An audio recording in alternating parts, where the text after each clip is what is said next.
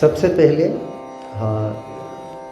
कार्यक्रम अध्यक्ष और चिन्मय मिशन आचार्य और अध्यक्ष और मुख्य अतिथि एवं समस्त उपस्थित को गीता जयंती के अवसर पर मेरे अभिनंदन।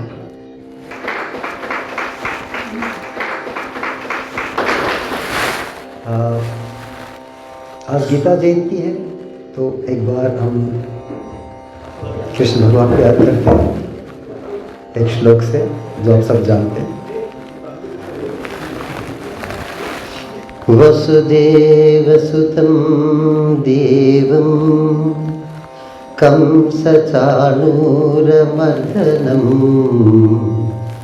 देवकी परमानन्दं कृष्णं वन्दे जगद्गुरुं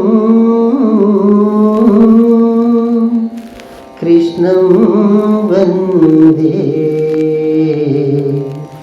जगद्गुरुं।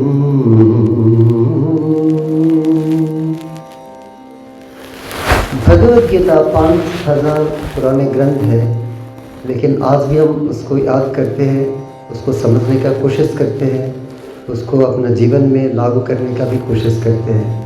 वही उसका महत्व है। भगवद गीता में ऐसा कोई विषय नहीं उसमें नहीं बताया गया। मनुष्य जीवन के लिए हर विषय उसमें कवर किया गया। वो हम समझेंगे तो हम आचरण भी कर सकते हैं, बट वो मुश्किल है। तो ऐसा कोई विषय नहीं उसमें कवर किया है नहीं। भगवद गीता एक्चुअली आज गीता जयंती पहले आई थिंक पहले ग्रंथ होगा जिसका एक जयंती होता है। ऐसे दुनिया में ऐसा कोई ग्रंथ नहीं, कोई बुक नहीं है जिसका बर्थडे हो, जयंती हो। ये पहला हमारा भगवद गीता को ही वो मिला है। वो उस तरह से उसका प्रामुख्यता मिला है उसमें।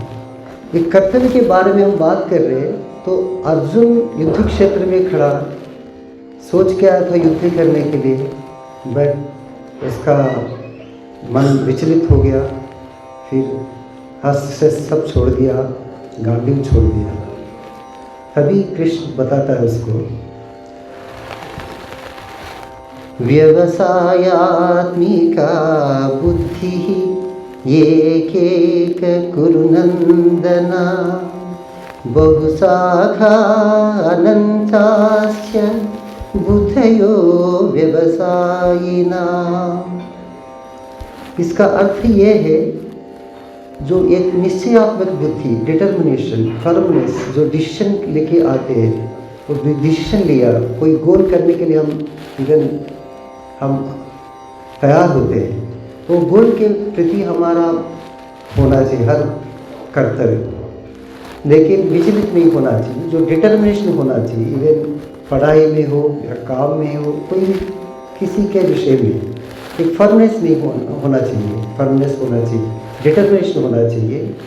ये मैनेजमेंट का लिए बहुत इम्पोर्टेंट श्लोक है, मुझे ऐसा लगता है, क्योंकि हम कुछ करने जाते हैं, बीच में बहुत सारा अपना मन में आ जाते हैं, जो करने के लिए जाते हैं वो नहीं कर पाते, कुछ और सोचते रहते हैं।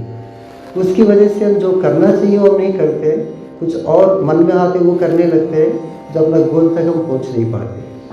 यही कृष्ण के अर्जुन को बताता है। तो ये उसको एक डिटर्मिनेशन चाहिए था, फर्मनेस चाहिए था, विचलित मन से बाहर लाना था अर्जुन को। इसलिए वो श्लोक का तात्पर्य यही था। सिमिलरली जब हम ये कोई काम लेते हैं, उसके अलावा हम कोई अलग चीज़ नहीं सोचना चाहिए। अगर सोचते तो क्या होता है, उसके साथ हमारे साथ लगाव हो जाता है।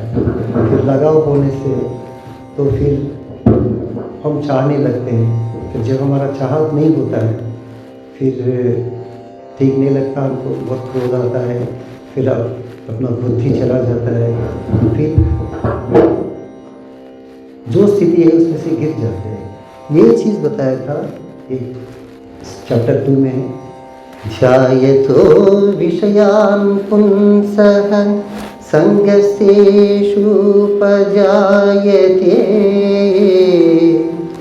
संज्ञा संजायते कामः कामात् क्रोधोऽभिजायते क्रोधात् भवति सम्मोहः सम्मोहात् स्मृतिविभ्रमः स्मृतिभ्रंशा बुद्धिनाशो बुद्धिनाशात् प्रणश्यति बुद्धिनाशात् प्रणश्यति। इसमें यही बताया गया है जो हम डिटर्मिनेशन, जैसे आगे श्लोक में बताया, एक फर्मनेस से एक डिसीजन लेना चाहिए और हमारा मन को विचलित होने नहीं देना चाहिए। और अनावश्यक चीज़ों में हम ध्यान देते हैं, फिर उसके साथ हम लगाव हो जाता है, फिर जब वो चीज़ नहीं होता है हमसे, फिर हमारा बुद्धि भी हम खो जाते हैं, फिर अपना स्थिति से हम गिर जाते हैं। ये नहीं होना चाहिए। जो एक डिसीजन लेके आगे आदमी बढ़ते हैं, उनके अंदर ये चीज़ होना बहुत ज़रूरी है। धूमेन व्रियते वह्निः यथादर्शो मलेन च यथोल्बेनावृतो गर्भः तथा तेनेदमावृतम्। इसमें यही बताया गया, जैसे धुआं से आग या मालिन्य से दर्पण या जेर से या शिशु घर जैसे कवच होता है, ढका जाता है, वैसे हमारा ज्ञान हमारा कामना से ढका जाता है।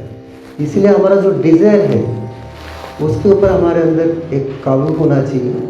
उसके हिसाब से हम जो गोल लेके चलते हैं उसी में चलना चाहिए। अदरवाइज हमारे पास जो नॉलेज है, विजडम है, वो भी कोई काम का नहीं रहेगा। तो हर मनुष्य अपना उद्धार के लिए खुद ही रिस्पॉन्सिबल है। उद्धरेदात्मनात्मानं नात्मानमवसादयेत् आत्मैव ह्यात्मनो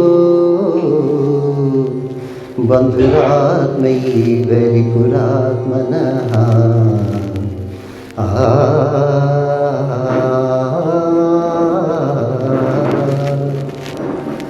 इसमें यही बताया, मनुष्य स्वयं अपना मित्र है, स्वयं ही अपना शत्रु भी है। क्योंकि तो जो भी चीज़ हमको डिसीजन लेकर हम आगे बढ़ते हैं, वो डिसीजन हमारा होता है। इसीलिए हम ही अपना मित्र है, हम ही हमारा शत्रु है। कोई दूसरा कोई हमारा रिस्पॉन्सिबल नहीं हो सकता है हमारा वर्क के लिए या रिजल्ट्स के लिए। यही इसमें बताया है। क्योंकि अपने द्वारा अपना उद्धार करना चाहिए मनुष्य खुद को, कोई और नहीं कर सकता है। यद्यदाचरति श्रेष्ठः तत्तदेवेतरो जनः स यत्प्रमाणं कुरुते लोकसदनुवर्तते।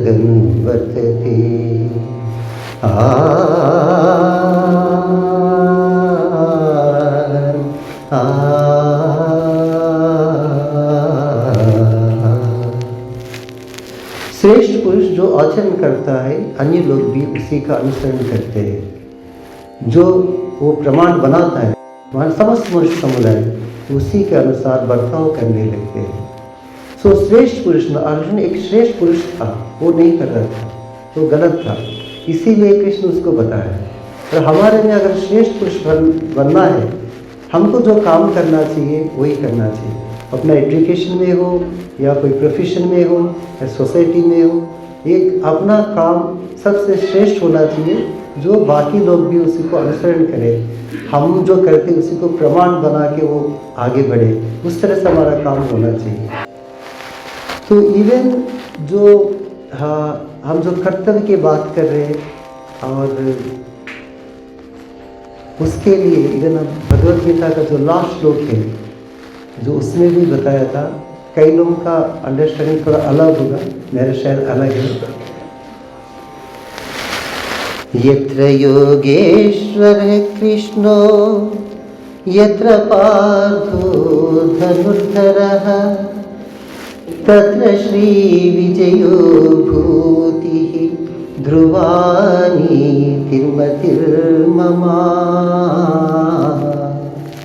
हम समझते जहाँ कृष्ण है या धनुर्धारी अर्जुन है वहाँ विजय मिलेगा, ऐश्वर्य मिलेगा, सब कुछ मिलेगा। बट मेरा ऐसा समझ है जहाँ योगेश्वर कृष्ण है मतलब विजडम, नॉलेज जहाँ अवेलेबल है, और जहाँ धनुर्धारी अर्जुन मीन्स एक्शन, जहाँ एक्शन, राइटफुल एक्शन जहाँ पॉसिबल है, एक wisdom knowledge and A rightful action, दोनों का कॉम्बिनेशन से ये सब मिलेगा। जो विजय हो, ऐश्वर्य हो, निधि हो, हर एक चीज़ वहीं पे हो सकता है। ऐसा नहीं जस्ट कृष्ण और अर्जुन का फोटो रखने से नहीं मिलेगा घर पे। जहाँ कृष्ण जैसा विजडम होना चाहिए हमारे अंदर, नॉलेज होना चाहिए, और अर्जुन जैसा वो स्किल, एबिलिटी, एक्शन होना चाहिए, राइटफुल एक्शन, राइटियसनेस की तरफ से वो होना चाहिए। तभी ये पॉसिबल है जो डिजायर रिजल्ट्स मिले और धर्म रहे और अच्छा हम फल मिले, जो हम सोचते हैं वही हम पाए। ये सब पॉसिबल तभी होगा एक विजडम और राइटफुल एक्शन। यही मेरा इसका तात्पर्य मैंने निकाला। हम सबको भगवद गीता पढ़ना चाहिए, हम पढ़ें, समझें, फिर तभी हम आगे बढ़ सकते हैं जीवन में। यही मेरा आज का विषय मैंने चुन लिया इस तरह बताने के लिए। आप सबको बहुत बहुत शुक्रिया, धन्यवाद, और गीता जयंती का एक बार और धन्यवाद।